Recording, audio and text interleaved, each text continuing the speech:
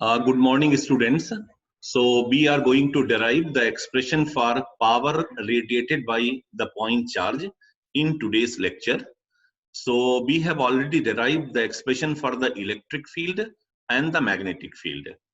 The electric field expression consists of two terms, uh, velocity term and the acceleration term. They are also called the Coulomb term and the radiation term. So electric field E as a function of R and T is given by the formula Q upon 4 pi epsilon 0 R upon R dot U whole cube and then U into C square minus B square plus R cross U cross A. The first term is velocity dependent. It is called velocity term or Coulomb term. And the second term R cross U cross A is acceleration dependent term. It is called radiation term. Now we take an assumption that if the velocity of the particle is much smaller than the velocity of light, that means we are limiting ourselves to the non-relativistic velocities. So then B will be much smaller than C, and we can neglect B in comparison to C. So the U here in the denominator is U is equal to C into R cap minus a B. So we will ignore V and write U to be equal to C into R vector upon R, that is nothing but R cap. The electric field will have now the acceleration term only, acceleration or radiation term. So that is Q upon 4 pi epsilon 0 R upon R dot U whole cube as it is. And then we will have the second term, that is R cross U cross A, which is called the acceleration term or radiation term. So we are basically considering the radiation term and neglecting the Coulomb term here. So since U is now equal to C into R over R vector over R mod, so our acceleration electric field or radiation field becomes equal to Q upon 4 pi epsilon 0 R upon vector R dot C into vector R upon R whole cube and then R cross U cross A. U is replaced by C into R vector divided by R cross A. So we will take this C out and then we will have basically C cube coming out from here. So this C cube is here. R dot R is basically the R square upon R is R. So we have R cube. So R cube, C cube is the value of R dot U cube here. This vector R here, this vector R is not R. In fact, I'm sorry. In fact, it should be R only because this is the vector. The quantity inside the bracket is a vector. So R cross U cross A is a vector. So we pull out C over R from here. So C over R appears here and inside the bracket now we have R cross A. So we will make use of A cross B cross C formula to expand it. And you all know that A cross B cross C is given by BAC minus CAB. So here A is R vector, B is R vector, and C is our acceleration vector. So B is R cap into the remaining two vectors are R dot A minus a C vector is A vector, and then we are left with R dot R in the bracket. R dot R is R square because mod of R into the cosine of the angle between the two. And that is equal to 0 degree. And then here we have R into R dot A. After this, we will assume as if the angle between R and A is theta, then we will write this to be equal to R into A into cos of theta. Theta is the angle between the direction of acceleration and the R cap. Power radiated per unit area is given by the Poynting vector P or S. The notation here is S.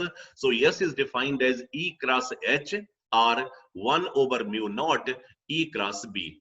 And we all know that the magnetic field B is given by R cap cross E upon C. So we have replaced B by R cap cross E upon C. C comes out of the bracket. So we are again left with a triple cross product E cross R cross E and B again expanded.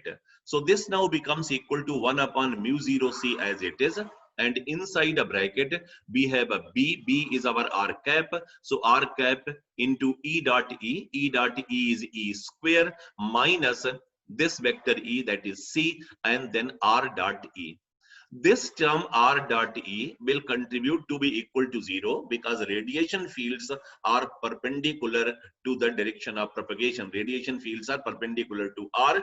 So if you expand it, cosine 90 degree will give us 0. So that is why this dot product gives us 0, and we are left with S to be equal to E square upon mu naught C into R cap, and we have already calculated the value of E. So we will substitute E acceleration or E radiation here and find out the value of S.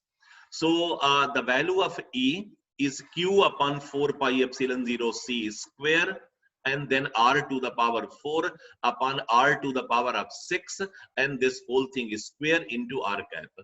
This R to the power of 4 comes here because of this term, because R cube is already there. So square of R cube becomes R to the power of 6. But here I have replaced vector R as basically R cap. So 2R will come out, and if you square, R to the power of 4 will come out of the bracket. So it is 1 upon mu naught C Q upon 4 pi epsilon 0 C square whole square into 1 upon R square, and now we have to square the quantity inside the bracket. And you already know that to find out the square of a vector quantity means we have to take the dot product of the vector with the vector itself. So let us take the vector, and we will have 4 terms. The first term here is R cap cross R dot A. R dot A, since I have taken this as R cap, so if you expand it, we will have A into cos of theta, because mod of R is 1. So it's A into cos theta. Theta is the angle between the acceleration and R. The square of, so this is the scalar quantity, A cos theta will give us A square cos square theta, and R cap dot R cap will give us 1. That is why we have A square cos square theta. The second vector here is minus A. So if you take the square of this, it will give us A dot A, that is A square. And the two terms will come from the dot product of this with this, and then this with this.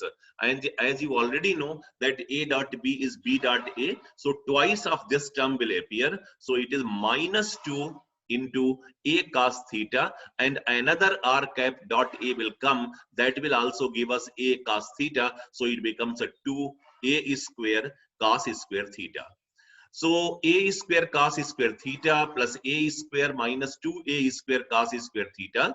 So 1A square cos square theta cancels out. So we are left with A square cos square theta, and A square minus A square cos square theta will give us A square sin square theta. So our formula 1 upon 4 pi epsilon 0, 1 upon 4 pi epsilon 0 into mu naught C square into Q square upon R square C cube into A square sin square theta. If you rearrange here, mu naught into epsilon naught is 1 over C square. So if you combine it with C square, so this term drops out, it is equal to 1. So that is why you see in the next line, we have Q square upon 4 pi into C cube into R square written as A square sin square theta upon R square into R cap.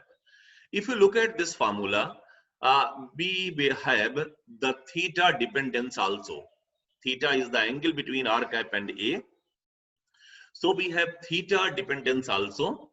And this theta dependence shows that the value of S will be maximum for theta to be equal to 90 degree, because sin 90 is 1 and sin 0 is equal to 0. So if you look at this formula, no power is radiated by a point charge ahead and behind, because if you put theta to be equal to 0, that means in the forward direction, or theta to be equal to 180 degree in the backward direction, no power will be radiated. So no power will be radiated by a moving charge in the forward as well as the backward direction. But along the 90 degree, it is maximum. So if you look at this, it is in the form of, in fact, it peaks at 90 degree. So the entire radiation spectrum, it is emitted in a donut about the direction of instantaneous acceleration. You can plot yourself at your place, and you can verify that corresponding to 90° it is maximum, corresponding to 0 and 180° it is minimum. So it is in the form of a donut, or it peaks perpendicular to the direction of acceleration of the charged particle. With this, now we move on to now the total power radiated formula. We will find out now the total power radiated.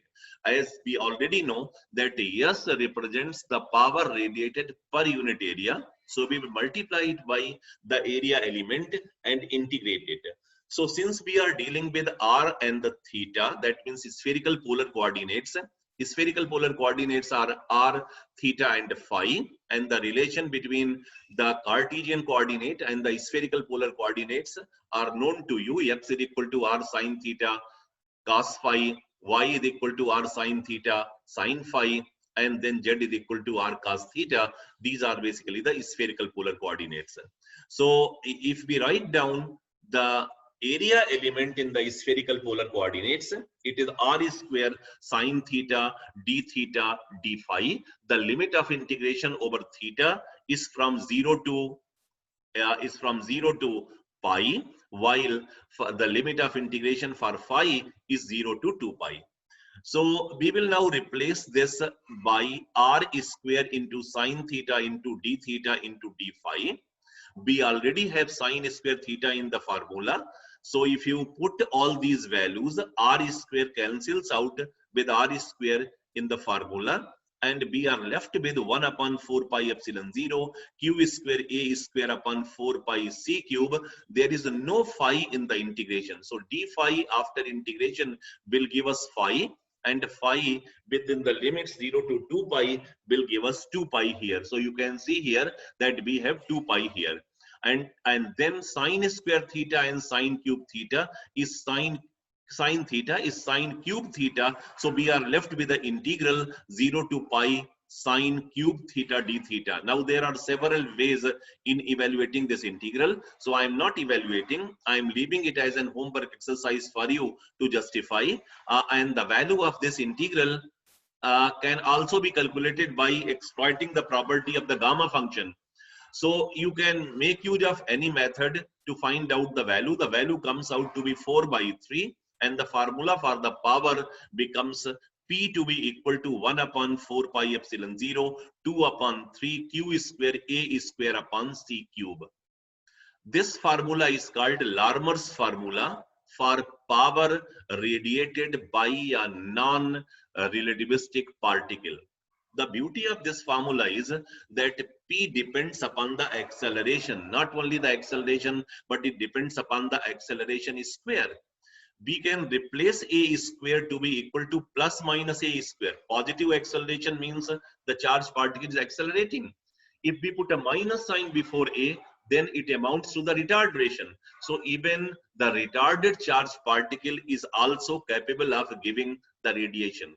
So if you recall, if we sum up the result that we have obtained till now by exploiting the irradiation component of the electric field, putting it into the Poynting vector formula, we got that power radiated depends upon theta. It peaks perpendicular to the direction of the acceleration, and then the power depends upon the acceleration square. That means either the charge is accelerated or it is decelerated. The power is emitted by the charge, and the formula is called Larmor's formula for non-relativistic particles.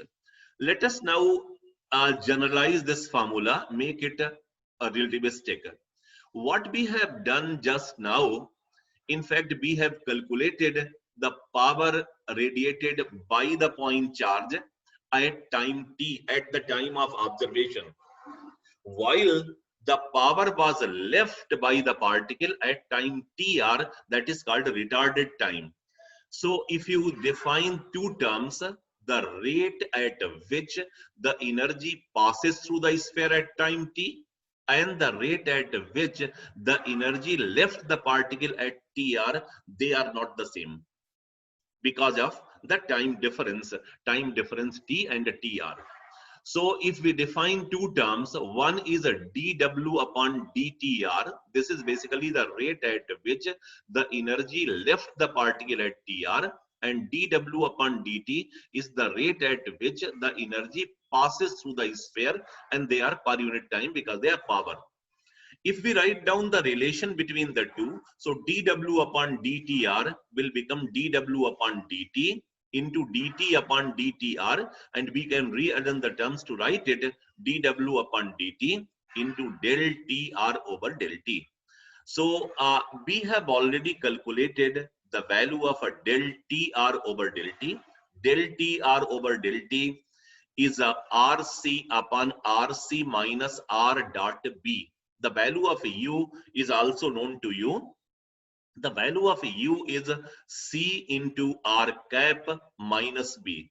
So if we take the dot product of this both sides with R, so R dot U becomes equal to R dot R cap. Since we have R cap here, so mod of R will be equal to 1, while the mod of R cap, mod of R will be equal to R, the mod of R cap will be equal to 1. So that is why we have RC here and minus R dot B. So the denominator of del TR over del T terms is R dot U, and we can write down del TR over del T to be equal to RC upon R dot U. So if we can write it this way, and we already know that we have derived the formula for S to be equal to E square upon mu naught C into R cap. And then we also defined the area in spherical polar coordinates. dA is R square into sine theta into d theta into d phi. And you are also familiar with the solid angle. Solid angle is defined as dA upon R square. Solid angle is measured in steradians. So if you divide this area by R square, then sine theta into d theta into d phi. If there is no phi dependence, we can replace this d phi by 2 pi, and we can replace d omega by 2 pi sine theta into d theta. So power radiated by a particle through a patch of area. Patch of area here is the area in spherical polar coordinate system. So in spherical polar coordinate system, since we are considering a spherical surface, so R square into sine theta into d theta into d phi, we can also write this to be equal to d sigma, because d sigma is a dA into R square. So dA is equal to d sigma into R square. So this area now becomes equal to d sigma into sine theta d theta into d phi. We now go back to this our formula. So dP upon d sigma. dP upon d sigma is nothing but the power radiated per unit solid angle.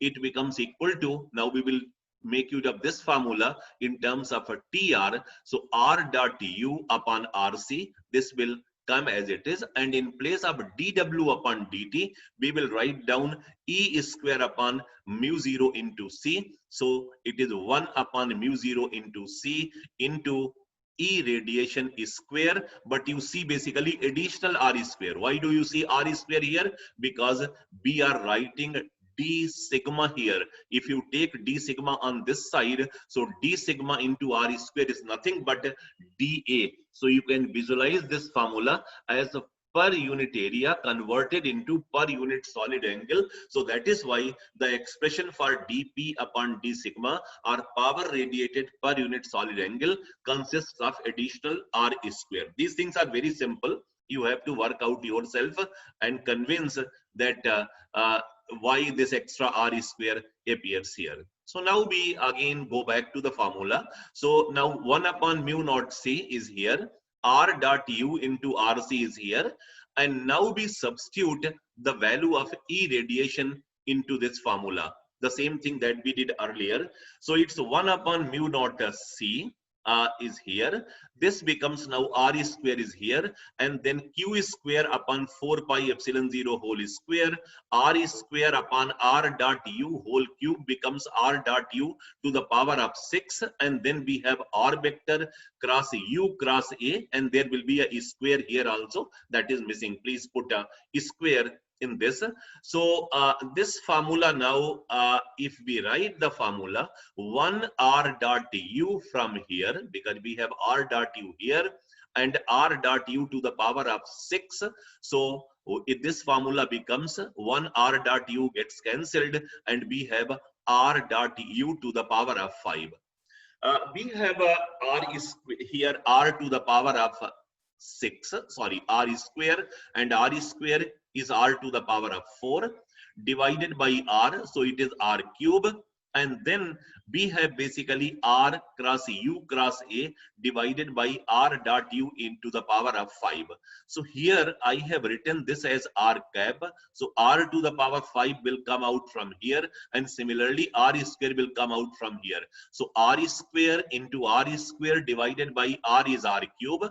The r will come from this bracket, so r cube into r square becomes r to the power of 5, and similarly we take out r from this bracket also, so we have whole to the power of 5, so that gives us r to the power of 5, and we don't see r dependence in this formula. So this dp upon d sigma is 1 upon 4 pi epsilon 0 q square upon 4 pi r cap cross u cross a whole square divided by r cap dot u to the power of 5.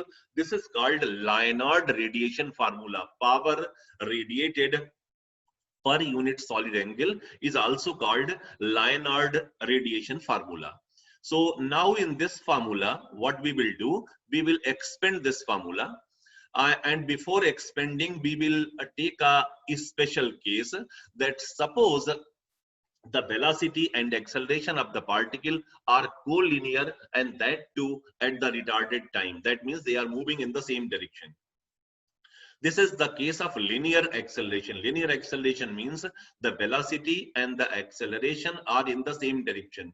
If the particle is moving in a curved path, or if the particle is moving in a circular path, in circular path, the angle between the velocity vector and the acceleration vector will be 90 degree. And in that case, it is called circular acceleration, or radiations emitted by the particle will be called synchrotron radiation. So we are going to consider linear radiator or linear acceleration case.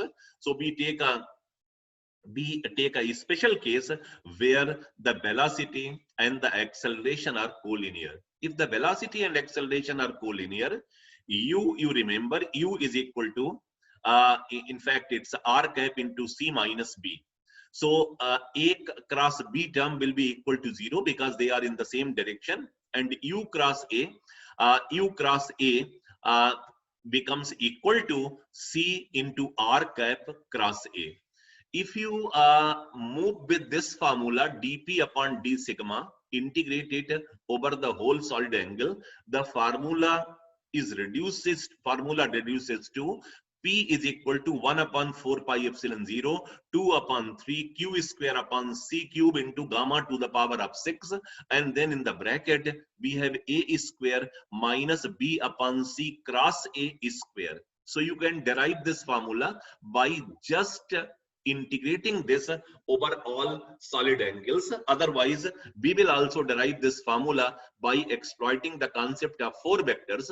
There are several ways of deriving all these formula. So we will make use of the formula that we have derived by just differentiating the behavior at time t and time tr. So if they are collinear, so u cross a now becomes equal to c into r cap cross a. I am not deriving. This is basically a homework exercise for all of you. I am taking the two cases together. In today's lecture, I am discussing the case where B and A are in the same direction. In the next lecture, we will also discuss the formula for the power radiated by the charged particle when they are perpendicular to each other. So let us substitute this u cross A here by u c into r cross a. So then this formula looks like this one. So we calculate basically this value of a denominator of a numerator term. So r cap cross u cross a becomes now equal to u is equal to c into r cap. So c comes out. It is r cap cross a. So again, it is a cross b cross c, and now very comfortably we can write this as BAC minus CAB. C is A and R cap dot R cap is equal to 1. So now we take the square of this. If we take the square of this, means we have to take the square of this. Both the terms inside the bracket are now basically vectors. So if you take the square of this vector term, so that means taking the dot product of the vector with the same. So here we have c square into, now just keep on checking the terms one by one. R dot a is a scalar quantity, so square of this as it is, and then r cap square means r cap dot r cap will be equal to 1. That is why you don't see r square here. Then we have second term a, so a square will give us a square, and then there will be two terms. One r cap dot a will be common in both the terms. One will be r cap dot a and other will be a dot r cap. Since both are the same, that is why a factor of 2 comes here. So it's minus 2 into r cap dot u whole square. One, if we have r cap dot a whole square here and minus 2, so one term cancels out and we are left with, so this 2 cancels out basically with this term, and we have a square minus r cap dot a whole square. So this becomes equal to c square into a square minus a square cos theta, and in the similar way we did earlier, it becomes equal to a square sine square theta. Sorry, again 2 is missing. So c square a square sine square theta. The denominator has r dot u. So r dot u is c minus r dot b. So it becomes a c minus a v into cos theta, because both the velocity and acceleration are in the same direction. So that is why this becomes now b cos theta. So we pull out c from here, and this is now c into 1 minus b upon c into cos of theta. We go back to the formula now, and our formula now becomes equal to dp upon d sigma now becomes equal to 1 upon 4 pi epsilon 0 q square upon 4 pi. The numerator is c square a square sine square theta, and the denominator is c to the power of 5 1 minus b upon c cos theta to the power of 5. Beta is b upon c, the ratio of the velocity of a particle to the velocity of light in special theory of relativity is normally written as beta to be equal to b upon c, and gamma is written as 1 upon under root of 1 minus b square upon c square, or 1 upon under root of 1 minus beta square. So if you look at this formula dp upon d sigma, let us make a check that suppose the velocity of a particle is again non-relativistic, so the term appearing in the denominator will go away and we are left with the normal formula having sine square theta dependence. But here along with sine square theta we have 1 upon 1 minus b upon c cos theta to the power of 5 term. So if you plot it again, you will see that now the donut of radiation is not vertical to the direction of acceleration, but it is stretched out and pushed forward by a factor 1 minus a b upon c cos theta to the power of minus 5. Later on, we will see what is meant by this. It is not maximum, but if you increase the velocity of the particle, the maxima will shift towards the direction of the velocity or the acceleration. That is what is meant by the pushed forward. So we will analyze. Right now we take it as a result. So at larger, we can say we have an additional term 1 upon 1 minus b upon c into cos theta to the power of 5. Suppose we want to maximize it. We want to find out the angle at which the power radiated per unit is radian per unit solid angle is maximum, we will apply the formula of maxima and the minima to find out the value of theta at which the power is maximum. That we will work out as a separate exercise. But here as a result, we can say that at a relativistic speed, at larger velocity, the donut of radiation is stretched out and pushed forward by a factor 1 minus b upon c cos theta to the power of -5. Now suppose we want to find out the total power radiated. To find out the total power radiated, the formula is again the same. What we have to do, we have to multiply the formula for dp over d sigma by the solid angle in spherical polar coordinates. We have to have the proper integration over theta and phi and find out the formula for total power. Let us see how the formula of total power is different than the formula of total power given by Lamar's formula at non-relativistic speeds. So as you already know that we have d sigma is a dA upon r square.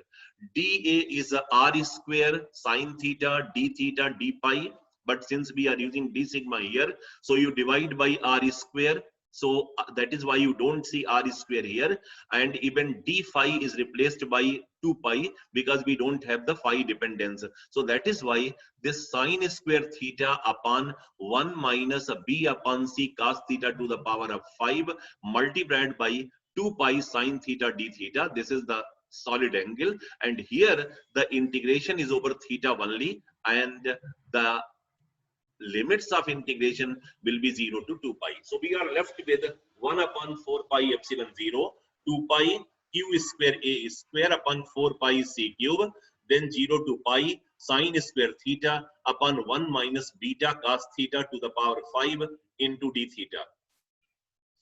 Now you can take again this exercise as your homework exercise to find out this integral. What you can do is you can make a substitution that suppose x is equal to cos of theta. So if x is equal to cos of theta, here sine cube theta can be written as sine square theta into sine theta. So then this sine theta d theta will be replaced by dx, and sine square theta is 1 minus cos square theta can be written as 1 minus x square divided by 1 minus beta into x to the power of 5. To calculate this integral again, you can break it into the two parts. 1 upon 1 minus beta x to the power of 5. You can evaluate directly. And then the next integral is minus x square upon 1 minus beta x to the power of 5 into dx. So what you can do is you can apply the integration by parts integration method. So you integrate it twice, and if you work out correctly, this integration comes out to be 4 upon 3, 1 minus beta square to the power of -3. Remember, 1 upon 1 minus beta square to the power of half is gamma.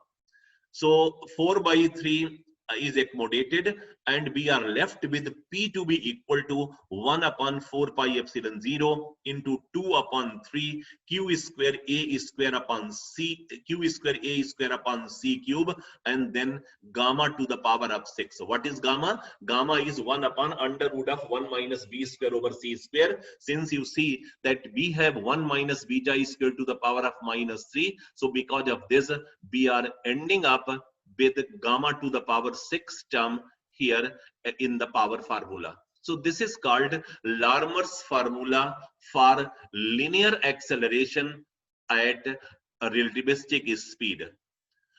If you compare this formula with the non-relativistic formula, except gamma to the power 6, all other terms are the same. And you can verify it also that if you consider the velocity to be much smaller than the velocity of light, 1 upon under root of 1 minus b square upon c square becomes equal to 1, and the formula for the power is again 1 upon 4 pi epsilon 0, 2 upon 3 q square a square upon c cube. So what we can say that for a relativistic particle, with the case that when the velocity and the acceleration are in the same direction, then we have gamma to the power 6 terms appearing in the power term. In the next lecture, we will consider a case where the angle between the velocity and the acceleration is 90 degree, and you will see then the power radiated by a particle, we can call it a cyclotron particle or synchrotron particle or a particle moving in a circular path. The formula will remain the same, except in place of gamma to the power of 6, we will end up with gamma to the power of 4. Gamma is a quantity larger than 1 because gamma is 1 upon under root of 1 minus b square upon c square. Suppose the velocity is equal to the velocity of light, so denominator will be just equal to 1 and gamma will tend to infinity. So gamma in the numerator basically is larger than 1. Gamma to the power 6 is a very large quantity. So we will derive these two formula again, and we will compare whether the linear acceleration case is better or the circular acceleration case is better. So we have derived the Larmor formula today, and Larmor's formula in place of gamma, we have basically gamma to the power 6 for linear acceleration term and gamma to the power of 4 for circular acceleration term. That is where I will stop. Thank you very much.